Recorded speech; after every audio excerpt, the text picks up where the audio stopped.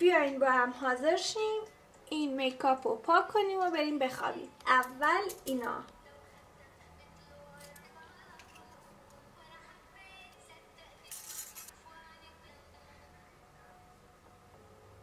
بعد از اینکه صورتم با میسلار پاک کردم یه اسکراب میزنم، ژل توره.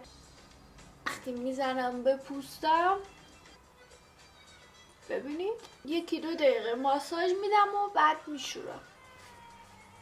از صورتم رو شستم کامل. از تونر استفاده میکنم. بعدش از سرم روشن کننده و ضد لک سنتلا استفاده میکنم.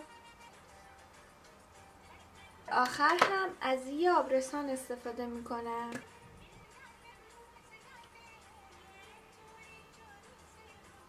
خب همین دیگه. بوس بهتون تو ویدیوی بعدی میبینمتون.